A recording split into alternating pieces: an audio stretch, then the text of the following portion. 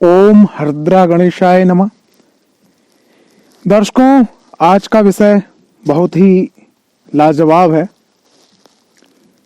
मां बगलामुखी का यंत्र अगर जागृत यंत्र घर में स्थापित किया जाए, जहां पर नियमित रूप से पूजा पाठ होता है, धूप बत्ती अगरबत्ती लगाई जाती है, दीप प्रज्वलित करा जाता है, अगर मंदिर स्थान में मां भगवती, जगत जननी, मां पीताम्बरा बगलामुखी का जागृत यंत्र अगर स्थापित किया जाता है तो किस प्रकार के लाभ हमें अपने जीवन में मिलते हैं देखने के लिए।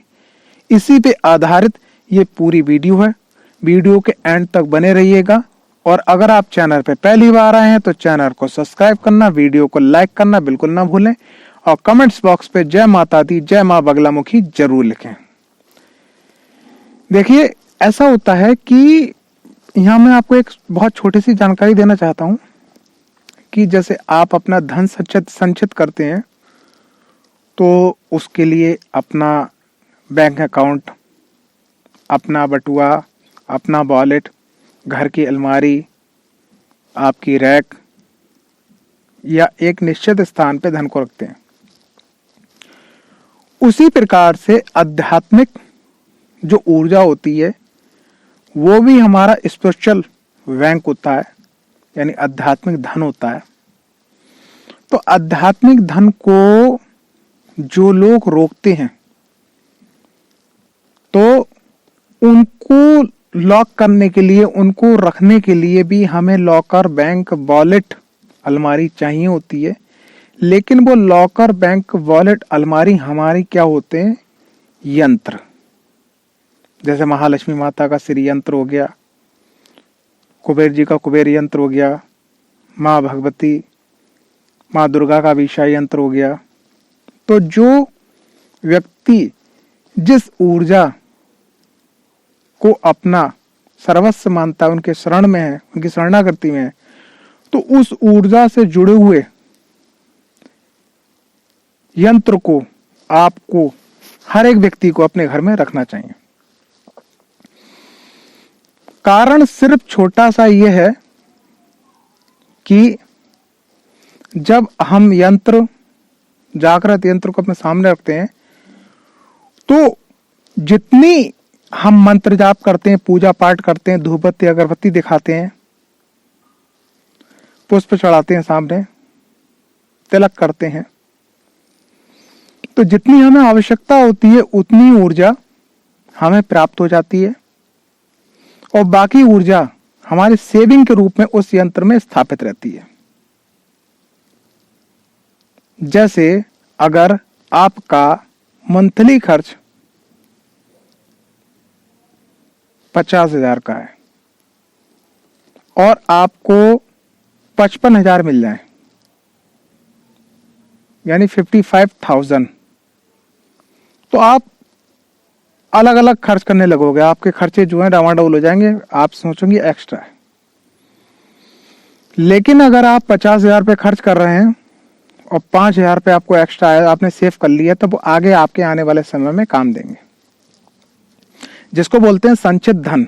इसी प्रकार से अगर आप मंत्र जाप कर रहे हैं, अगर आप पूजा पाठ कर रहे हैं, तो आपके घर में जागृत यंत्र जरूर होना चाहिए। तो जो आपकी ऊर्जा है वो सही दिशा में, निश्चित रूप से, और वो ऊर्जा आपको आवश्यकता के अनुसार मां भगवती, बाबा भैरवनाथ, मृत्युंजय भैरव रिलीज करते हैं उस ऊर्जा को जब आपको आवश्यकता होती है। तो ये एक मुख्य कारण है। अगर आप मां भगवती के भक्त हैं, दास हैं, सेवक हैं, पुत्र हैं, किसी भी रूप में मां को मानते हैं, तो आप अपने घर में यंत्र स्थापित करवाएं, जिससे आपकी ऊर्जा सही समय पे आपको प्राप्त होती रहे और आपको सही मार्गदर्शन मिलता रहे और आपकी लाइफ में कभी भी अनबैलेंस की स्थिति उत्पन्न ना हो। ये एक छोटा सा कारण। लेकिन मां बगलामुखी के यंत्र को घर में स्थापित करने से आपको लाभ क्या क्या होता है? जागृत यंत्र तो आप नेट पे सर्च करेंगे, गूगल पे सर्च करेंगे, ठीक है, यूट्यूब पे सर्च करेंगे, आपको मिल जाएंगे। लेकिन यहाँ पर मैं एक और चीज बताना चाहूंगा मेरे भाइयों, मेरी बहनों, कि जैसे हनुमान जी राम जी को मानते थे, सर्वश्रेष्ठ समर्पण था उनका, समर्पण भाव था, उसी प्रकार से वो क्या शिव जी को मान पाए? नहीं मान पाए। क्योंकि जहां समर्पण हो जाता है वही ऊर्जा, जैसे मैं मां भगवती जगत जननी को मानता हूं, उनके चरणों में समर्पित हूं, तो ऐसा नहीं कि मैं और देवी देवताओं की पूजा नहीं करता हूं, उनके सामने हाथ नहीं जोड़ता हूं, लेकिन समर्पण सिलेंडर जो दिल से होता है वो करती है, तो वो ऊर्जा उसके संग जुड़ के ज्यादा कार्य करती है। इसलिए अगर आप कहीं से भी यंत्र मंगवा रहे हैं, वो मुख्यतः अगर जिसका यंत्र मंगवा रहे हैं मुख्यतः अगर उसी का साधक है, उसी का सेवक है, उसी का भक्त है, उसी का बेटा है, उसी का दास है, तो यकीन मानिएगा वो ऊर्जा 4 गुना ज्यादा आपके संग जुड़ के काम करेगी। अब मान लिया बहुत सारे लोग हैं, राम जी की पूजा कर रहे हैं, हनुमान जी की पूजा कर रहे हैं, शिव जी की पूजा कर रहे हैं, अगर वो महाकाली का यंत्र दे रहे हैं, मां बगलामुखी का यंत्र दे रहे हैं, तो उनकी ऊर्जा उस तरीके से काम नहीं कर पाएगी। अगर उनसे ही अगर हनुमान जी का, राम जी का या किसी का यंत्र लिया जाए तो वो ऊर्जा ज्यादा काम करेगी, क्योंकि जहां समर्पण भावना आ जाती है वहां की शक्तियां बहुत तीव्र से और तेजी से काम करती हैं। तो ये बात जरूर चेक करिएगा कि जब आप यंत्र मंगवाएं तो वो किसका साधक है, किसका भक्त है, किसका सेवक है, किसका दास है, जो आप अपना पैसा खर्च कर रहे हैं और जो ऊर्जा उसके साथ जुड़ रही है तो वो कितना काम करेगी।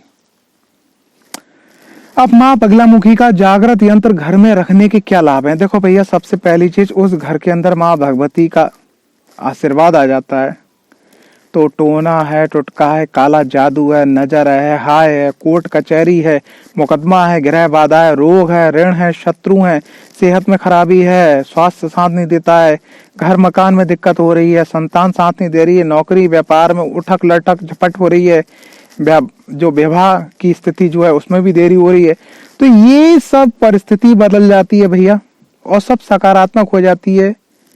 माँ की ऊर्जा आपको दिशा देने लगती है।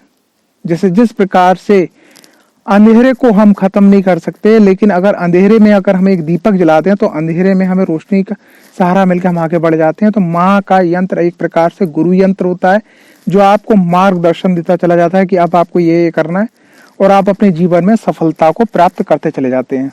हर प्रकार की मुसीबतों का अंत माँ बगलामुखी के जागृत यंत्र के संग। जय माँ पीताम्बरा, जय माँ बगलामुखी।